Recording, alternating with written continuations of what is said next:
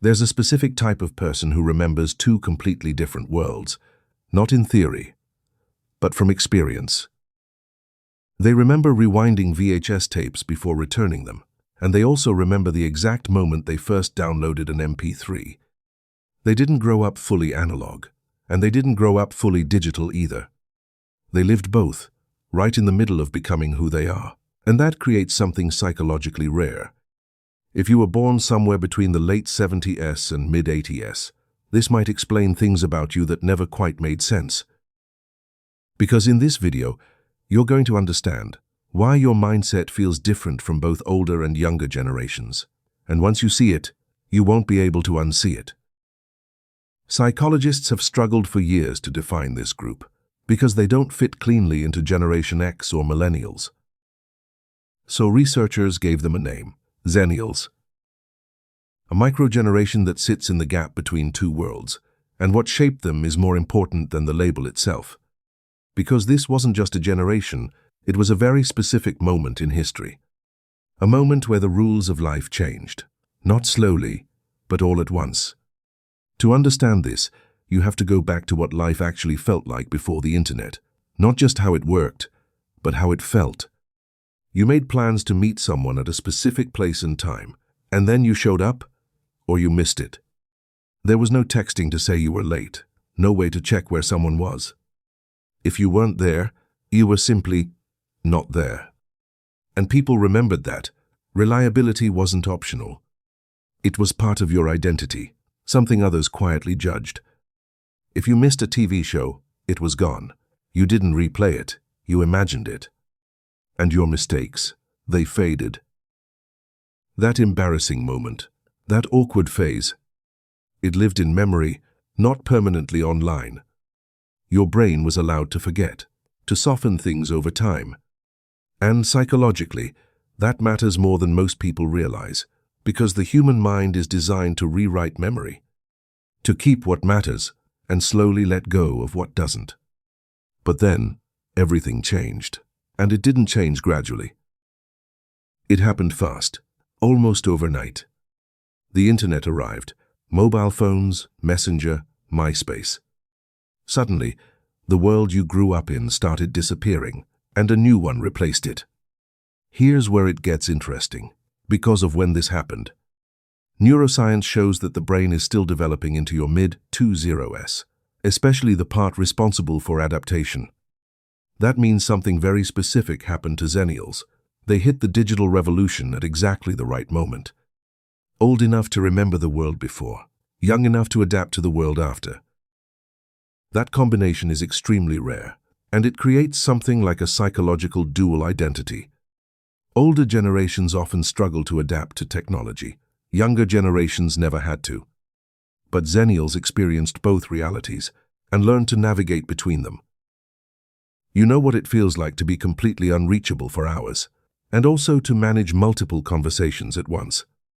You can sit through a real conversation without checking your phone, but you also understand how the digital world works. That's not just convenience, that's cognitive flexibility. But there's another layer to this that most people don't talk about, and it shaped this generation just as deeply. Xennials entered adulthood during economic instability, right when they were trying to build their lives.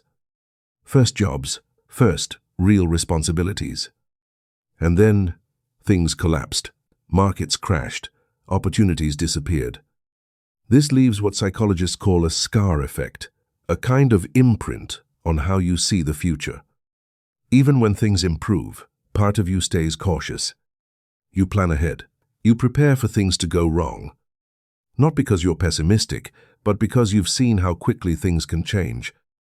And over time, this becomes automatic, a quiet background awareness. You build backup plans, even when everything seems fine. You hesitate slightly before committing to something permanent, even when it makes sense. That's not weakness, it's memory. But here's the paradox. Because Xennials also grew up with a level of independence that's rare today. They weren't constantly supervised. They had to figure things out on their own. They got bored and learned how to deal with it. They solved problems without instant answers, without Google. And at the same time, they became adults in a hyper-connected world. So they carry both traits, independence and connection, skepticism and adaptability, analog thinking and digital behavior. And maybe the most interesting part is this: they can hold these contradictions without feeling broken, because to them, this is normal. But there's a hidden cost to this position, one that often goes unnoticed. Xennials often become the bridge between generations, at work, in families, in society. Explaining technology to one side, explaining perspective to the other, translating between people who see the world differently, and keeping things running smoothly. Psychologists call this emotional labor, and it adds up over time. You become the reliable one, the one who adapts, the one who holds things together, even when no one asks you to. And after a while, you stop noticing the weight of it. It just feels like who you are, not something you're doing. So let's go back to that person at the beginning, the one who rewound VHS tapes and downloaded MP3s. They didn't adapt because they were special. They adapted because they had to. The world changed, and they changed with it, without losing who they were before, and that's rarer than it sounds. Most people grow up in one version of the world. Xennials grew up in the transition. They didn't just live in a system, they watched one disappear and another take its place. And that does something to your identity. It teaches you something most people never learn: that the world can change completely, and you can still remain yourself. So if you've ever felt like you don't fully belong to one generation, now you know why.